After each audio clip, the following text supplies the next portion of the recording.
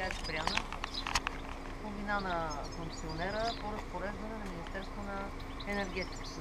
В този срок от 13-дневен Министерството поставя изисквания какво да се направи, да се приведат до съответствие, да се платят всичко дължимо, след което се преценяват какво се случва. Лично се убедихте и вие.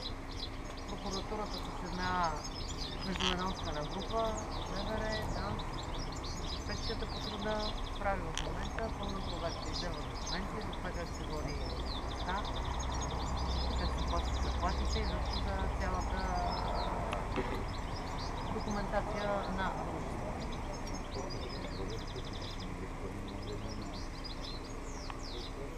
Ами, според мен ми... После да се качим представител регионалния Варна и от нас представител... Той не слезе ли за министъра? Следи за Добрич на Добрич, както по закон за Латандов и него.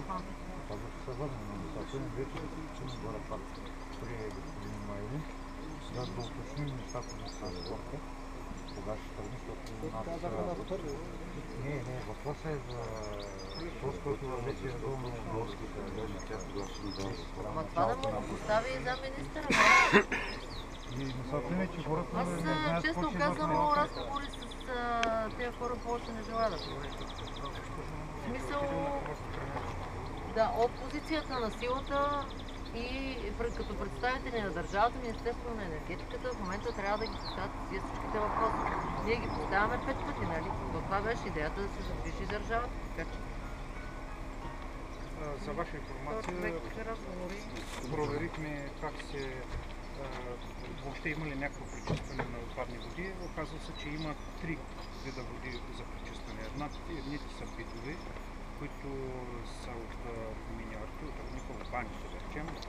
Втората група води за пречистване са от добива на руда в самия рудник. И третата група води за пречистване са от обогатителната фабрика. С очите си току-що видях, че промишлените води от рудника изобщо не се пречистват и във вида, в който изливат от рудника, се вливат в река Батовска. Бях на устието, там където се изливат тия води в реката. Лично видях също. В така наречената пречиствателна станция, която е за битовите води от рудника, на практика пречистване няма и е обрасло жив пущеняк. Никой не е правил никакви инвестиции последните много години. И първо ще установим кога някой нещо е дал и един лев за тази пречиствателна станция, но тя на практика не е пречиствателна, тъй като няма има само един разбивач, така наречените разбивачи на по-едрите частици от битовите води и един отайник, който те питат в момента транспорт ще имат. Не знае кога е махана отайката оттам и къде отива отайката. Просто пълна пародия пречистването на транспорта. Пак е току-що го А горе за Лъдърци? Сега ще отидем. Сега ще ни водят вашите колеги. Знаем това ръководство, малко слезем на работа и оставаме. Преди отиде омбудсмана.